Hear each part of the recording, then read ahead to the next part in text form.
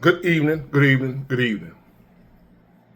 Today is still Friday, July 25th, 2025. Back with another episode. Thank y'all for tuning in. I really, really appreciate it. And before I get on with this topic, I want to speak on something that just made me change my mind about something that I've thought for years. Now, I'm not a person that goes to church. I don't believe in the church system. Whatever religion you may be affiliated with, Baptist, I don't care. I don't do church.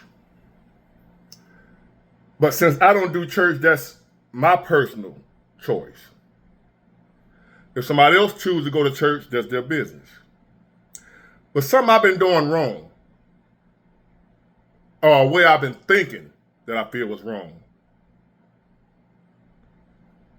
for years, has been thrown in my face and showed me how wrong I was when it comes to church and their practices and whatever it is they do. See, I don't go to church, right? Don't plan on going no time soon. I believe in God. I'm not an atheist.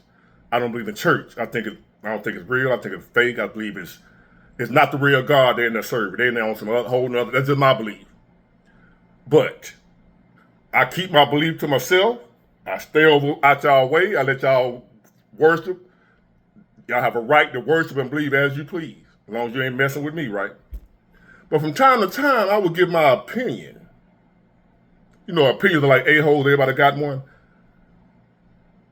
I would give my opinion on something I ain't even got nothing to do with. Because I don't go to church, so it don't matter what they doing in there, right? That's the way it should be.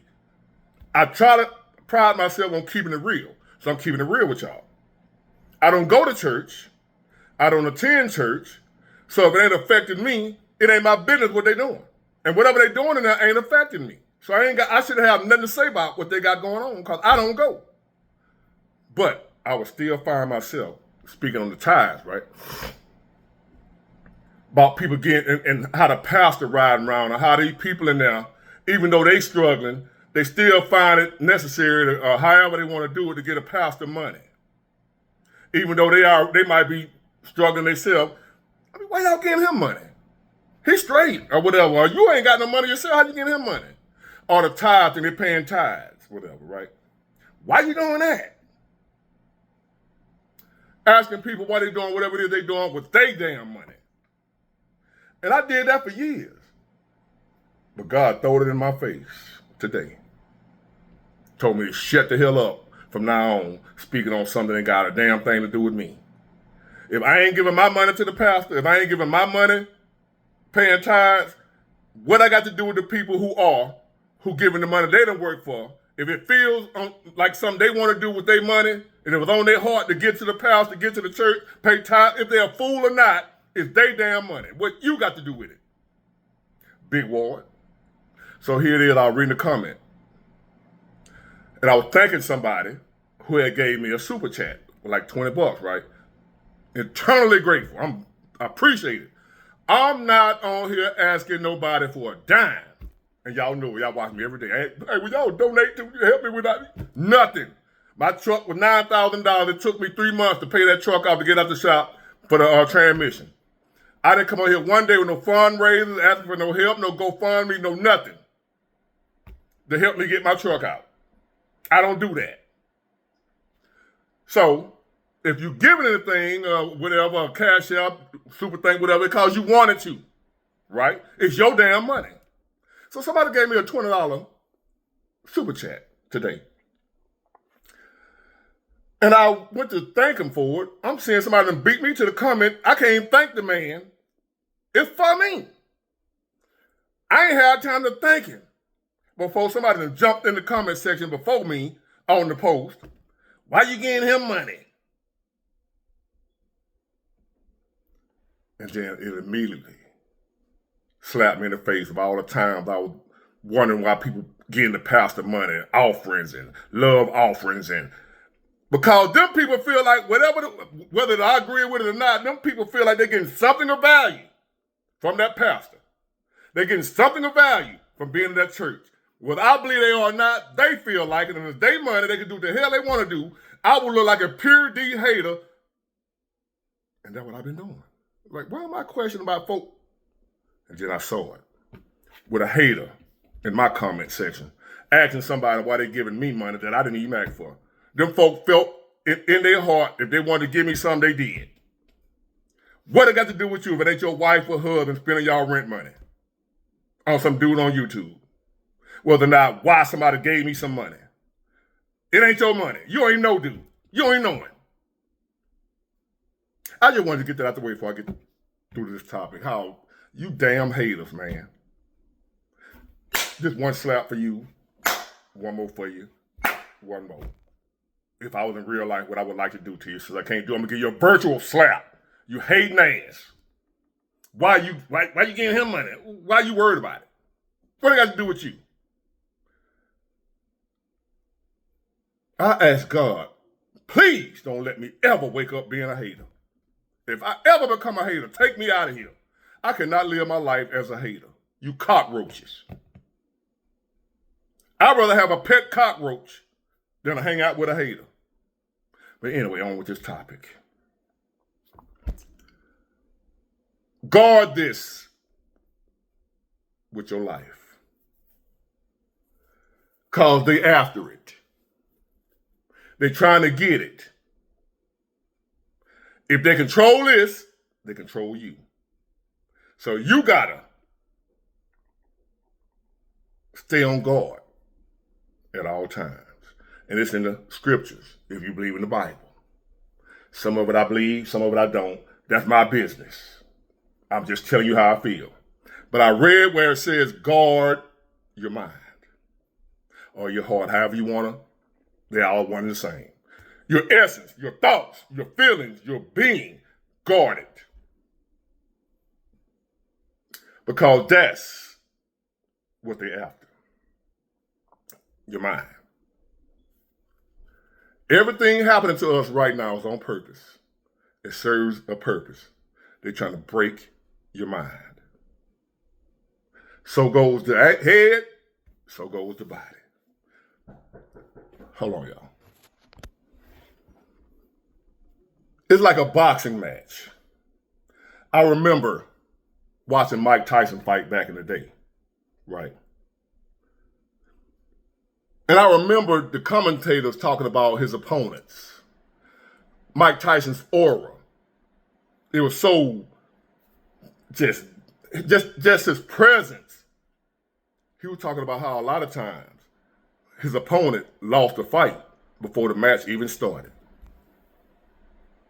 Because somehow they've either been watching the film of his past fights and who he fought before them. You know, you watch film of who their next opponent is. And they see Mike Tyson there crushing skulls in the ring. And now you finna fight him next. So they watch Mike Tyson fight other guys. They hear all the other people talking about how bad Mike Tyson is. They hear about more people don't make it past the third round with Mike Tyson. Here you are, his next opponent. You already done lost 3-4 fights. Now you're going to fight this assassin right here. And I remember the commentator talking about how most of Mike Tyson's fights were won before he ever stepped in the ring. Because he had got into his opponent's mind. They had already lost before Mike swung on one punch. He had already got, whether he was trying to or not, somehow their minds were affected. Their minds have been breached. And their confidence had been taken before any punch was thrown. He had got control of their minds. So goes the mind, so goes your life. As a man thinketh, so is he. So what we're dealing with now is an attempt, and it's working, to break your mind. They want to break us mentally. So we need to go in this already knowing. Because what happened was Buster Douglas. Mike Tyson ran across Buster Douglas. Buster Douglas wasn't nowhere near the fighter of Mike Tyson, if y'all can remember. Buster Douglas was nowhere near the fighter of Mike Tyson. And he wasn't no better, probably worse, one of his worst opponents. And for skill-wise, Mike Tyson had knocked out way better fighters than Buster Douglas. But the difference between the better fighters that Mike Tyson knocked out and Buster Douglas is, for whatever reason, Buster Douglas did not let Mike Tyson beat him in his mind. See, Buster Douglas' mom had passed right before the fight, if I'm not mistaken. She either passed or she was in the hospital or something, but he had something bigger than him to fight for. So that right there was enough shield of his mind to keep Mike Tyson out of his mind and keep him from being afraid before the fight even started. So when he stepped in the ring unafraid of the big bad wolf, Goliath, and he was David at that time, he wasn't afraid. His mind was intact. The only fighter, the first fighter to fight Mike Tyson who wasn't afraid of him before he got in the ring. And what happened? The rest is history. Buster Douglas whooped Mike Tyson. So my point of what we're dealing with now, I ain't got to list out all the problems we're dealing with, but just know this. It ain't you. You're not that stupid. You're not fucking your money up like that unless you're going to a casino somewhere gambling all your money, you're a dope fiend, something like that. Then that's different. But overall, you ain't struggling because you're an idiot. You're not struggling because you blowing your money. You know, like, I'm trying to do the right thing. I got money running through my hand, man. I ain't bought cologne or nothing. I don't know how long. I'm just paying doing my stuff I need to be and supposed to be doing. Still be running through money. Like, where's it going? It ain't your fault that when you walk out the door, the money starts spending itself. When you open your door and walk outside, your money starts jumping out your pocket without your permission. Because you can't do nothing in this life. Nothing. You can't breathe for free. Big boy, I breathe oxygen. Now they charging you for it. You just don't know. They got some kind of tax on your check. Oxygen tax, and they just call it something else. All them damn taxes on your check, you don't know what the hell that shit is. They charging you to breathe oxygen. We don't even know it. They call it something else. Some other tax. They tax you. And if you go study and research and find out what the hell the tax is, well, that's the oxygen tax. You got to pay to breathe. They selling oxygen. It ain't even theirs. We got to buy oxygen. When you walk out the door, your tab starts running up. You're not crazy. It's done like that. I'm going to repeat this over and over and over again because there's some people out there right now struggling, beating themselves up like there's something wrong with them. Like they stupid. Like they've been fucking up. When in reality, they trying to get to your mind. They're trying to get to your mind. When you go to that car lot and you buy them brand new cars and that bitch break down in a year's time, these new Chevys or whatever the hell they is with the 6.2 liter engine that's going out after like 80,000 miles. And the warranty don't cover it. Because you done had it just long enough for the warranty to be over. And all of them having the same problem, the damn motor. They know how to make cars that last. They trying to break you. They're trying to break you. Now that you know this, that this is what's going on. The reason I'm telling you this is so you'll be a Buster Douglas against Mike Tyson. To where you up against an opponent that if you don't let them break your mind, they can't defeat you. I'm here to let you know that you are fighting against an opponent where if they don't break your mind, they can't beat you. That's why they're trying to break your mind before they get into the ring with you. So once you step foot in that ring, you already defeated. You easy work. And notice what happened to Mike Tyson after Buster Douglas beat him.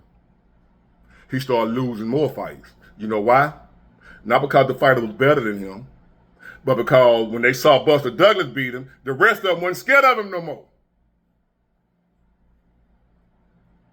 Have you ever had a bully or somebody picking on you as a child And you ran and you ran and you ran, and one day you finally stood up to that bully, and then it was like, damn, what was I running for? That fear. But when the fear was gone, when you got tired of being scared, you became a warrior. Fear. False evidence appearing real. Fear. And when the other fighters saw Buster Douglas beat Mike Tyson went on a losing streak because that mind game, whatever he was using that he had, the way he was into people's minds, controlling their mind before they even fought, it was gone now. So now after Buster Douglas, when people stepped in the ring with Mike, they were no longer mentally handicapped against him. The shackles of fear was off. They got their minds back. And Mike Tyson started getting his ass whooped on a regular basis. He finally retired and said, hey, I suck. You didn't suck, my boy. You didn't have that one thing that you had advantage over everybody else. You were able to break their mind before you ever got to their body. He broke their mind before he ever broke their bodies. The mind went first on every opponent he had until Buster Douglas. When Buster Douglas was able to hold on to his mind, he was able to beat the most dangerous man on the planet at the time. And that's what we're facing right now, human beings, you and I. The most dangerous opponent that mankind have ever faced. The elitists, whatever you want to call them, the powers that be. They are deadly, but they're not unbeatable to somebody who they can't get in their minds. If they can't break your mind, they can't break you. Guard your mind. A lot of the stuff that we seeing on TV, ignore it. They lying to you.